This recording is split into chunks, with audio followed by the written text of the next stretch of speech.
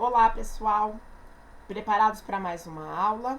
Hoje nós vamos falar novamente sobre a isomeria espacial e vamos focar na isomeria ótica. Então, nós já estudamos a isomeria plana e os casos que existem. Na isomeria espacial, já estudamos a isomeria geométrica, que é a isomeria cis e trans. E agora nós vamos falar da última isomeria, que é a isomeria ótica, também conhecida como isomeria DL. A isomeria ótica, ela vai se referir ao desvio de luz que os compostos orgânicos podem possuir, quando eles têm sobre eles incidida uma luz polarizada. A luz polarizada é uma onda eletromagnética que vibra no único plano. Então, no momento em que ela incide no composto orgânico, ela vai fazer o desvio para o lado direito ou para o lado esquerdo. As características principais da isomeria ótica são as seguintes. O composto tem que ter um carbono quiral ou carbono assimétrico. E as imagens que forem formadas dos isômeros, quando a imagem é projetada no espelho, elas não podem ser imagens sobreponíveis. Ou seja, eu não posso sobrepor uma imagem à outra. Se elas forem sobreponíveis, então não há isomeria ótica. Então, essas duas características têm que ser observadas. Presença de carbono quiral e a imagem do outro isômero não pode sobrepor ao isômero anterior. Agora vamos ver algumas definições importantes. Carbono quiral ou carbono assimétrico é o carbono que na cadeia carbônica terá 4 ligantes diferentes. Por exemplo, eu tenho um carbono ligado ao hidrogênio, à hidroxila, ao metil e ao etil. Esses 4 grupos são diferentes entre si. Por mais que etil e metil são radicais formados por carbono, o metil só tem um carbono e o etil terá 2. Então, eles têm configurações diferentes. Então, é necessário que nós tenhamos 4 ligantes diferentes para que aquele carbono seja considerado carbono quiral. Desse carbono quiral, surgem, então, os 2 isômeros. Isômero destrógeno, ou D, também conhecido como isômero R, que é aquele que vai desviar a luz polarizada para a direita. Ou seja, nós vamos considerar o desvio no sentido horário da molécula. Ou o isômero levógeno, ou L, também chamado de isômero S, que vai fazer o desvio da luz polarizada para a esquerda, que nós consideramos como um sentido anti-horário da molécula orgânica. Além disso, nós também teremos a nomenclatura enantiômeros. O enantiômero é um par de isômeros óticos, sendo que vai ser composto por um isômero D e um isômero L. Então, um D e um L significa que eu tenho um par de enantiômeros.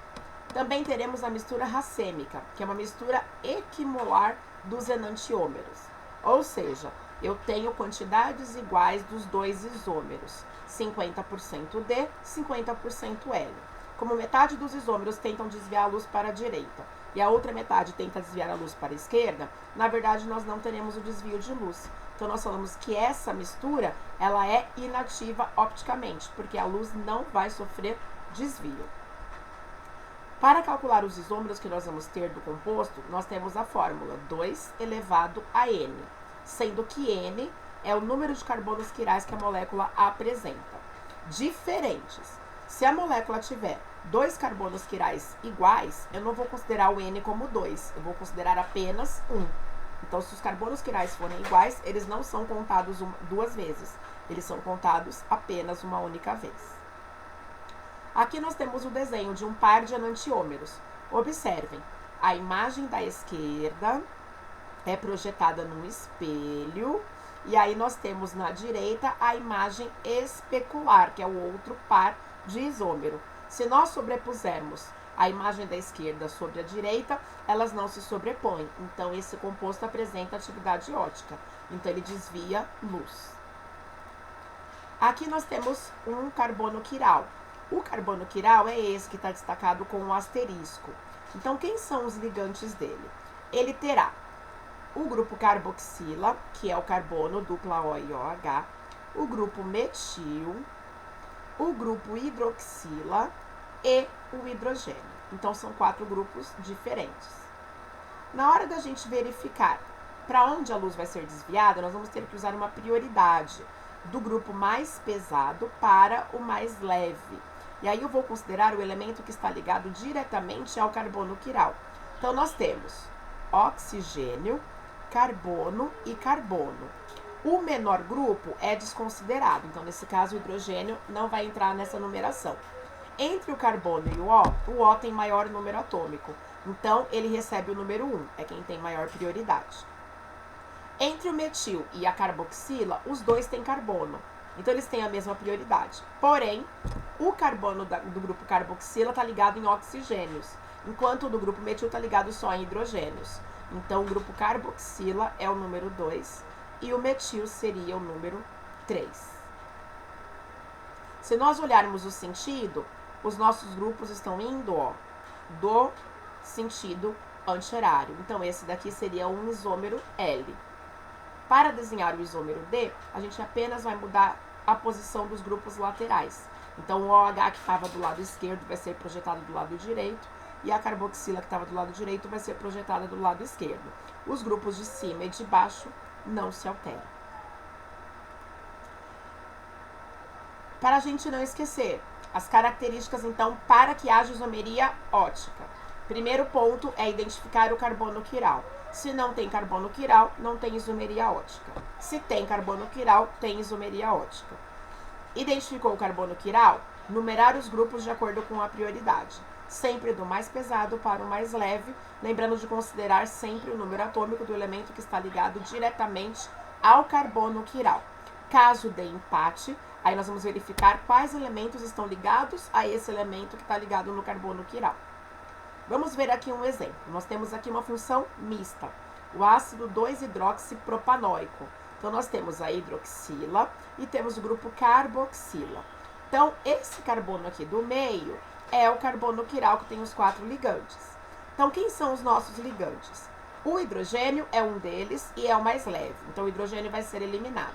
Então, nos sobra o carbono do carboxila, o carbono do metil e o oxigênio da hidroxila. Entre os 3 elementos, o O é quem tem maior número atômico, então ele é o mais pesado. Então ele tem o número 1. Depois dele, os 2 carbonos empatam. Porém, o carbono da carboxila tem mais oxigênios, então é mais pesado. Então ele é o 2. E o metil é o 3. Observem que os grupos estão indo no sentido anti-horário, então vão desviar a luz para a esquerda. Então esse é o isômero L. O nome dele vai continuar igual e nós vamos colocar apenas a letra L na frente. Então é L, ácido 2-hidroxipropanoico. Para fazer o isômero D, nós vamos ter a imagem especular, então é um espelho. Mantemos o carbono quiral, os grupos de cima e de baixo permanecem inalterados e nós trocamos apenas os grupos laterais. O hidrogênio que estava projetado do lado direito, agora vem do lado esquerdo. E o metil que estava do lado esquerdo, vem do lado direito. O hidrogênio é eliminado, o OH é o grupo mais pesado, depois vem o grupo carboxila e, por último, o grupamento metil. Observem que está no sentido horário, então esse isômero é o destrógeno. Então ele vai ficar D ácido 2-hidroxipropanoico. Vamos fazer mais um exemplo com uma função mista também. Aqui nós temos o 1-cloroetanol 1. É uma função onde nós temos a hidroxila do álcool e o aleto de alquila.